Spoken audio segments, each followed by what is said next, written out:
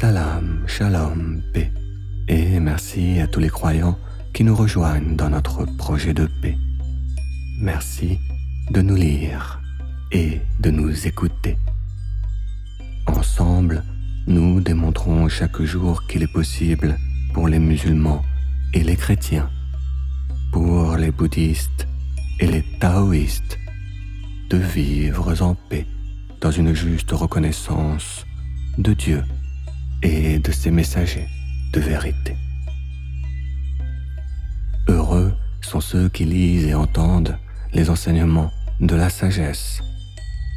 Joyeux suis-je donc de partager avec vous la rédaction de ce 3e livre, qui parle historiquement et philosophiquement de la parole de Jésus, de son origine et de ses conséquences, autant que de son authenticité et de sa primauté.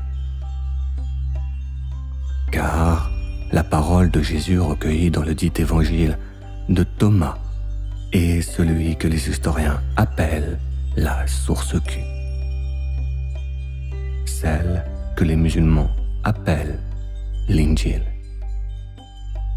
Dans une juste reconnaissance de Dieu et de ses messagers, j'ai trouvé dans l'écriture de ce livre les moyens de reconnaître Jésus-Christ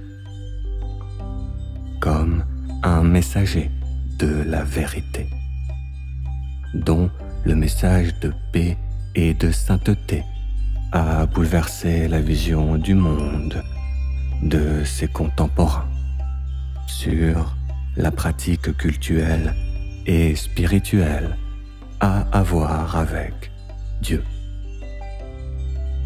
Et je raconte aussi comment, grâce à sa parole, on ne fit plus au nom de Dieu de sacrifices d'animaux sur le mont du Temple de Jérusalem. Le livre est en vente sur Amazon en version Kindle et papier, et nous remercions les Ahl al-Kitab qui mettront des commentaires positifs. Ils participeront à la diffusion de notre message de paix.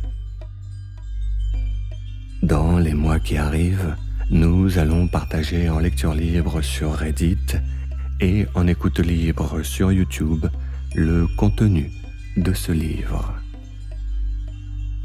Salam, shalom, paix et merci à tous les Ahl al-Kitab qui nous rejoignent dans notre projet de paix.